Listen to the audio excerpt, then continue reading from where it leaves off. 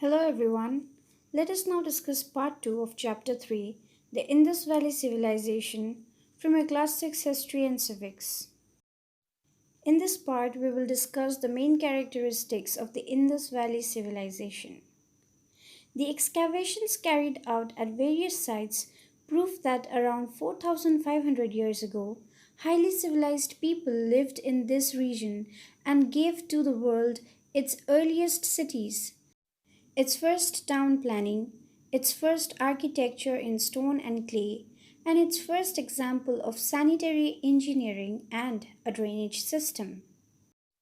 Which means that before 4,500 years, people of this area already were highly civilized. The towns were planned and they even had a drainage system. By this, we can understand that it was a very advanced civilization. Let us see the town planning. The Indus Valley cities were very well planned and followed a grid system. The main streets ran parallel to each other, cutting at right angles by smaller streets, dividing the cities into rectangular blocks or grids. The main roads were straight and very wide, about 30 feet, and curved at the corners to allow carts to pass easily, which means they even had carts. The streets were often paved with baked bricks. Let us now see their architecture. The Indus Valley people were skillful builders. The buildings were of two types, one dwelling houses and the other public buildings. Dwelling houses. Large blocks of houses were built along the sides of the streets. The houses, many of them double storied, had flat roofs. They were of different sizes. Some were like palaces, while the others had only two small rooms. They were made of baked bricks of very good quality.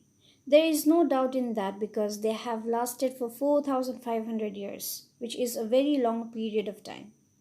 An average house had a courtyard surrounded by rooms, a bathroom, a kitchen, and a well. A narrow staircase led to the rooms upstairs. This proves that they had very well planned and very modern dwelling houses. Public buildings. The great granary at Harappa was a large building. Historians believe that it was used to store surplus or extra food grains. There were two rows of granaries. Each row had 6 granaries. A similar granary has been found in Mohenjo-daro as well. All the granaries were built close to the river bank so that the grains could be easily transported with the help of boats. Near the great granary in Harappa, circular brick platforms have been found, which were probably used for threshing grains. By this, we can understand that the people of Indus Valley civilization had a very good knowledge of agriculture as well. There were also many furnaces where metal workers produced a variety of objects.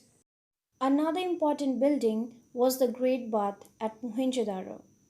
This building resembled a large swimming pool. It had 6 entrances, a central bathing pool, galleries, and dressing rooms. 2 flights of steps led to the bottom of the pool. The floor and walls of the pool were made of burnt bricks and made watertight with a lining of bitumen. Water from an adjacent well was used to fill the pool with fresh water, and the used water was drained out through an outlet in one corner. The great bath was probably used during religious ceremonies. The assembly hall was another striking building found in Mohenjo-daro. It was a pillared hall with thick walls and 20 pillars made of burnt or baked bricks. This may have been an assembly hall, a prayer hall, or a palace.